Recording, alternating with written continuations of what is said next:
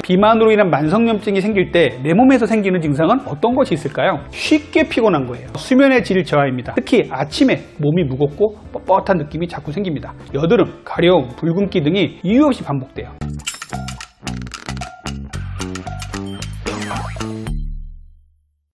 요즘 TV나 언론, SNS를 보면요, 비만으로 인해서 염증이 생긴다, 또 비만으로 인해서 염증이 생기면 이러이러한 증상이 생긴다 라는 얘기들이 많이 나오는데, 비만이 생기면 왜 염증이 생기지? 고름, 피부염 이런 것만 생각이 나고 염증이란 말이 잘 모르겠다 이런 분들 좀 많이 계세요. 그래서 비만이 되면 왜 염증이 생기는지, 그리고 염증이 생기면 어떤 증상이 생기는지에 대해서 오늘 좀 말씀을 드릴 거예요. 그래서 비만이 왔는데 내가 이런 증상이 있다면 비만염증으로 이런 문제가 생겼구나, 빨리 검사를 하고 비만을 치료해야겠구나 생각을 해 주셨으면 좋겠습니다. 비만은 체중만의 문제가 아니라 바로 이 만성염증이 문제인 거예요. 오늘은 이 부분에 대해서 닥터리가 좀 시원하게 말씀을 드리겠습니다.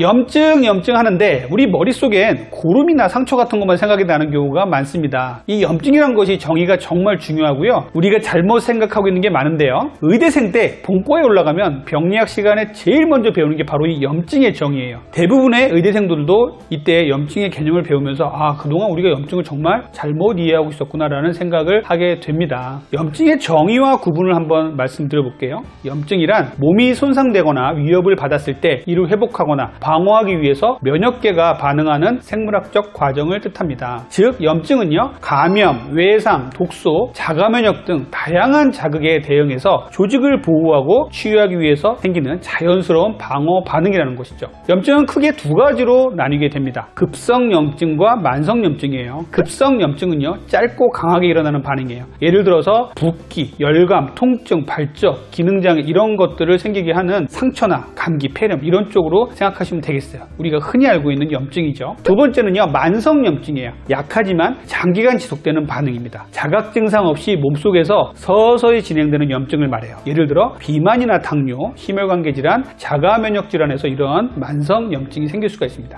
정리하면요, 일반 염증은요, 짧고 강하고 원인이 뚜렷한 반면에 비만 등 만성염증은요, 조용히 진행되면서 전신 질병을 유도하는 이런 특성이 있습니다. 따라서 겉으로 증상이 없더라도 비만 등의 문제가 있다면요, 이미 염증 질환의 출발점에 내가 와 있구나 라고 생각을 해보시는 게 좋아요. 그러면 왜 비만이 생기면 혈액 내 염증이 일어나는 걸까요? 이때 우리는 사이토카인이라는 것을 꼭 주목을 해야 됩니다. 비만이 되면요, 혈액 내 염증을 유발하는 사이토카인이 분비가 돼요. 주로 지방세포와 지방조직 내 면역세포 등에서 분비가 됩니다. 인슐린 저항성, 대사증후군, 심혈관계 질환을 유도하는 주요 인자가 바로 이 사이토카인이에요. 사이토카인 종류도 아주 여러 가지가 있어요. TNF-알파, IL-6, MCP1, 그리고 렙틴 이런 것들이 아주 많이 있습니다. 이런 사이토카인들이요, 비만이 발생하게 되면 지방 조직을 염증의 덩어리로 만들게 돼요. 이로 인해서 전신적 만성 저등급 염증 상태가 유발이 되는 것입니다. 이 염증이 인슐린 저항성, 혈관의 손상, 간 지방 축적 등 다양한 대사 질환의 기반이 되면서요, 지방 조직은 단순한 에너지 저장 창고가 아니라 강력한 면역기관이라는 개념이 최근 의학계에서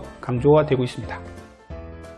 자, 그러면요, 비만으로 인한 만성염증이 생길 때 내 몸에서 생기는 증상은 어떤 것이 있을까요? 첫 번째는요, 쉽게 피곤한 거예요. 충분히 자고 일어났는데도 피로가 가시질 않습니다. 만성염증으로 인해서요, 에너지 대사 장애가 생겼기 때문이에요. 두 번째는요, 수면의 질 저하입니다. 깊이 못 자고 자주 깨거나 아침에 개운하지 않아요. 염증이 수면 리듬을 방해하기 때문입니다. 세 번째는요, 식욕 증가 또는 단 음식이 땡기는 것이에요. 염증성 사이토카인이 식욕 조절 호르몬, 렙틴, 인슐린 등에 영향을 주어서요, 단 음식, 지방이 많은 음식을 당기게 만드는 것이에요. 네 번째는요, 복부의 팽만, 변비 또는 설사의 반복이 생길 수가 있어요. 장내 염증 및 미생물 균형의 변화로 인해서요, 소화 기능에 문제가 발생합니다. 다섯 번째는요, 관절이 뻣뻣하고요, 근육통이 생길 수가 있어요. 특히 아침에 몸이 무겁고 뻣뻣한 느낌이 자꾸 생깁니다. 저등급 염증이 근골격계에도 영향을 주기 때문이에요. 여섯 번째는요, 기분의 변화예요. 우울, 불안, 짜증 같은 감정의 기복이 심해집니다. 염증성 물질이 이 뇌의 신경 전달 물질에도 영향을 미치기 때문입니다. 일곱 번째는요, 피부 트러블이에요. 여드름, 가려움, 붉은기 등이 이유 없이 반복돼요. 염증 반응이 피부에 나타나기 때문에 생기는 증상입니다. 여덟 번째는요, 면역력 약화예요. 감기나 잔병 치레가 자주 발생합니다. 몸속 면역 시스템이 이미 염증 반응으로 소모되고 있기 때문입니다. 아홉 번째는요, 두통 및 집중력의 저하예요. 염증 물질이 뇌에도 영향을 주어서요, 두통 두통이나 멍한 느낌, 집중력 저하가 생길 수가 있습니다. 그러면 이 비만으로 인한 만성염증 증상은 알겠는데 이런 증상이 있을 때